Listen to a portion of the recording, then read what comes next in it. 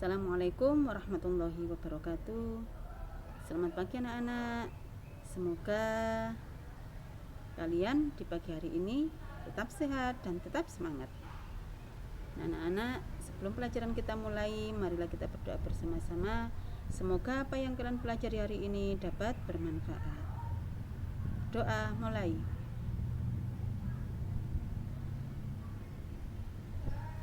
Nah, anak-anak, pada pelajaran kita hari ini kalian akan belajar tema 3, yakni materi IPA dengan pelajaran struktur dan fungsi bagian tumbuhan. Bagian tumbuhan yang akan kita pelajari hari ini ada 6. Yang pertama adalah akar, yang kedua batang, yang ketiga daun, yang keempat bunga, dan yang kelima ada buah dan biji. Nah, anak-anak, yang pertama ada akar. Macam-macam akar. Yang pertama ada akar serabut. Ini gambarnya akar serabut, yakni akarnya itu banyak sekali dan kecil-kecil. Yang kedua ada akar tunggang. Akar tunggang ini, ini bentuknya ada yang besar satu ke bawah, ini yang lain ini juga ada akar kecil-kecil. Perbedaan akar serabut dan akar tunggang. Kalau akar serabut dimiliki oleh tumbuhan berkeping satu atau disebut dengan monokotil. Contohnya padi dan jagung. Bentuk akar serabut hanya memiliki rambut akar dan tudung akar. Dan kalau akar tunggang dimiliki oleh tumbuhan berkeping dua atau disebut dikotil. Contohnya pada akar pohon durian dan mangga. Dan akar tunggang mempunyai bagian-bagian akar, yakni pertama ada akar pokok, yakni akar yang tampak besar seperti di gambar tadi. Yang kedua ada cabang akar, yang ketiga ada rambut akar, dan yang terakhir ada tudung akar untuk melindungi rambut akar. Ada beberapa akar khusus yang dimiliki oleh tumbuhan lain. Yang pertama ada akar gantung. Akar ini menggantung dan tumbuh ke atas ke arah tanah. Tumbuhan yang mempunyai akar gantung contohnya pohon beringin. Nah, bisa kalian lihat di halaman sekolah kita. Itu ada pohon beringin. Yang kedua ada akar tunjang. Akar ini tumbuh dari bagian bawah akar ke segala arah. Akar tersebut seakan-akan menunjang batang agar tidak rebah. Tumbuhan yang memiliki akar tunjang misalnya pohon bakau dan pandan. Nah, ini bisa kalian lihat ketika kalian ke pantai. Di sekitar pantai itu banyak pohon bakau. Yang ketiga ada akar napas.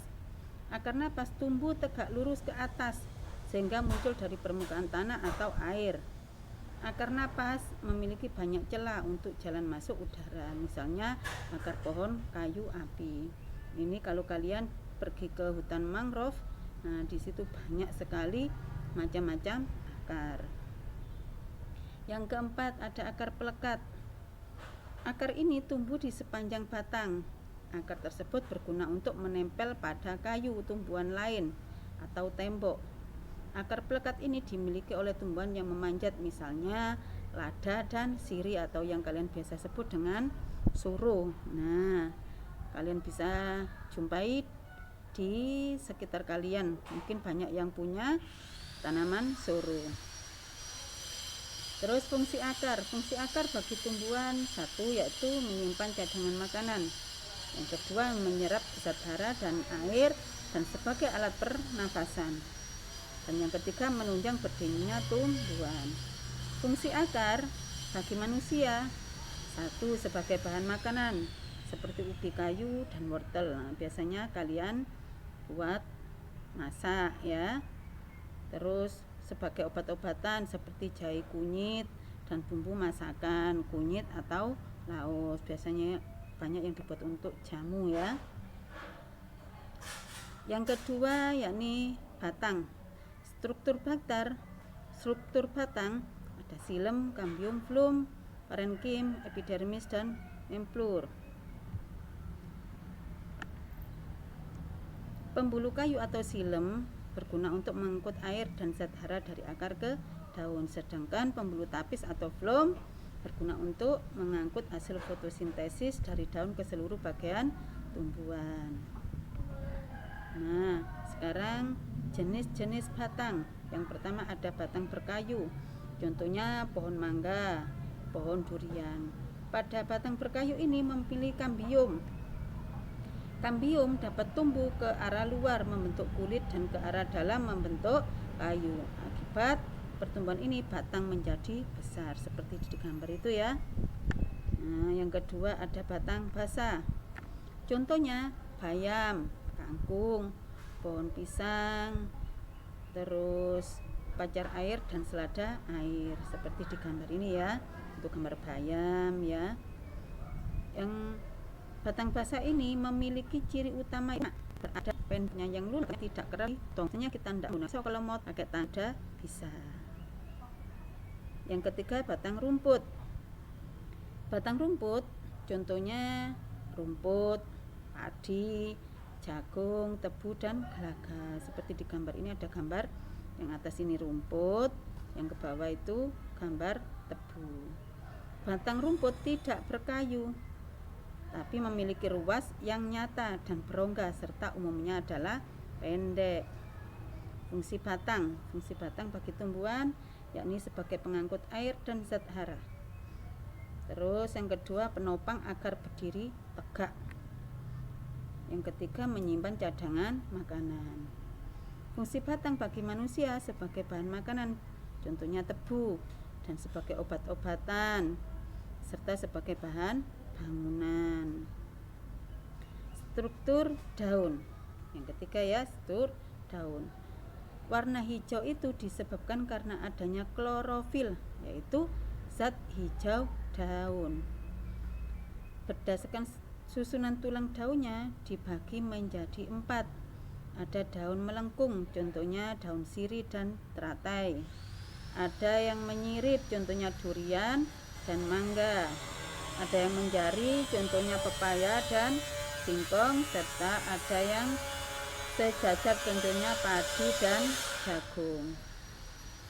Fungsi daun bagi tumbuhan: 1. Sebagai tempat berfotosintesis. Yang kedua, sebagai alat pernafasan tumbuhan melalui pori-pori daun yang disebut dengan stomata. Yang ketiga, sebagai tempat penguapan. Fungsi daun bagi manusia yakni sebagai bahan makanan, dan yang kedua sebagai obat-obatan, dan yang ketiga sebagai bahan pembungkus. Biasanya kalau kita mau masak itu buat bungkus, misalnya brengkes, pindang, atau buat kue, lemper, nah itu pakai daun. Sekarang struktur bunga. Struktur bunga sempurna punya bagian-bagian 5. Yang pertama ada tangkai bunga, yang kedua ada kelopak bunga, yang ketiga mahkota bunga, yang keempat ada benang sari, dan yang kelima ada putik.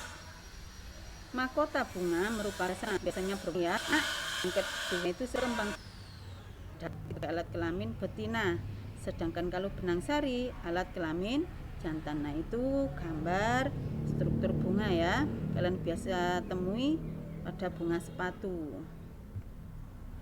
Fungsi bunga bagi tumbuhan: yang pertama adalah sebagai alat perkembangbiakan, yang kedua sebagai hiasan tumbuhan. Dan bagi manusia fungsi bunga adalah 1 sebagai hiasan, dan yang kedua sebagai obat-obatan. Nah, anak-anak, yang terakhir ada buah dan biji. Bagian buah itu ada daging buah yang biasanya kalian makan itu ya, ada tangkai buah, terus ada biji yang biasanya kita akan tanam supaya menjadi tanaman baru. Dan yang keempat ada kulit. Nah, kegunaan buah dan biji ya ini bagi tumbuhan: 1 untuk melindungi biji. Manfaat menanam dan memelihara tumbuhan: yang pertama yaitu memperindang lingkungan sekitar, sehingga dengan ada tanaman lingkungan kita akan menjadi indah. Yang kedua sebagai sumber makanan, yang biasanya banyak yang kita makan dari tanaman. Yang ketiga, membantu mengurangi polusi udara dan pemanasan global. Karena dengan banyak tanaman di sekitar rumah kita, maka rumah kita akan menjadi terasa adem, ya, sejuk. Dan yang keempat, mempercantik lingkungan rumah. Serta yang terakhir, media belajar anak.